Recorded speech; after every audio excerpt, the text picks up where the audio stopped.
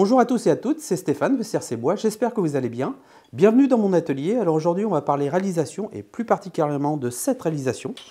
Alors c'est une idée que j'ai trouvée sur le net, notamment au niveau du système de pivot, puisque en fait c'est une tablette orientable qui va me permettre de pouvoir faire les montages vidéo tranquillement installés dans mon fauteuil, dans mon canapé. Et j'ai trouvé donc le système très ingénieux et je l'ai trouvé sur la chaîne Adopte une caisse. Le système, vous allez voir, il est extrêmement facile à reproduire, il est très simple à réaliser. Et j'ai trouvé vraiment ce système ingénieux et je me suis dit, pourquoi pas le réutiliser pour une réalisation, tout en étant bien entendu d'accord que ce système, moi je ne l'ai pas inventé, c'est vraiment Jean de la chaîne Adopte une caisse. Donc je peux leur remercier d'ailleurs d'avoir mis cette vidéo en ligne parce que moi ça m'a permis de pouvoir comprendre comment il avait réalisé ce système de bout de canapé, tablette orientable, je ne sais pas trop comment l'appeler exactement.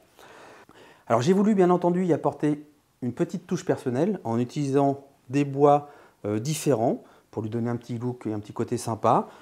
Créer une rainure en partie arrière pour pouvoir mettre donc un téléphone par exemple, une tablette à la verticale, enfin du moins inclinée.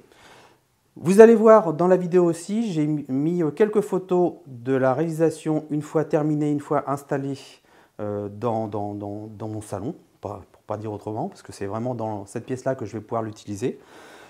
Donc je vous laisse regarder la vidéo et puis on se retrouvera à la fin pour parler des essences de bois, des usinages réalisés, de la finition aussi appliquée. Bonne vidéo et puis à tout à l'heure.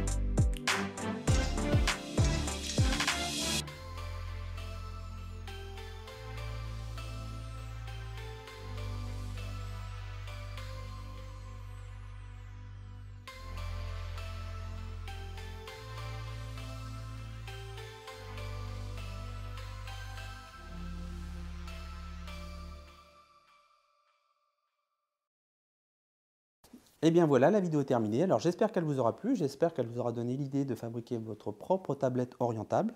Alors moi je l'ai vraiment fabriqué pour pouvoir y installer mon ordinateur, pour pouvoir faire mes montages vidéo. Donc vous voyez, avec le poids de l'ordinateur, vous n'avez pas de flexion. Alors la tablette vibre légèrement une fois qu'on l'installe, mais c'est juste une légère flexion de la tablette en elle-même. C'est relativement stable, vous voyez, je n'ai pas de système de blocage en partie inférieure de la tablette. Donc vous voyez, ça ne bascule pas, hein, c'est vraiment stable.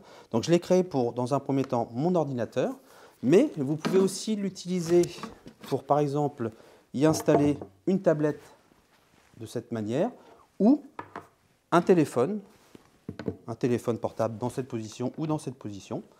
Vous voyez, vous avez différentes possibilités. Pour réaliser l'usinage de la rainure en partie arrière, pour pouvoir installer par exemple le téléphone, j'ai utilisé donc une fraise droite classique, une fraise de 12 mm, mais j'ai fait une largeur un petit peu plus importante, de l'ordre de 14-15 mm, pour pouvoir justement installer un téléphone avec une petite protection silicone. Mais vous pouvez le faire bien entendu de la largeur nécessaire par rapport à ce que vous voulez y installer. Donc une fraise droite classique, rien de compliqué dans l'usinage en lui-même. Pour la partie vide-poche qui est ici, alors j'appelle ça vide-poche parce que vous pouvez y mettre des clés, vous pouvez y mettre des clés USB, vous pouvez y mettre des crayons, votre chargeur de téléphone par exemple. Donc j'ai utilisé un petit gabarit, alors, je repose ça ici. Alors un petit gabarit que j'ai fabriqué avec du médium, alors médium de 8 mm d'épaisseur. Alors donc ce petit gabarit me sert pour deux choses.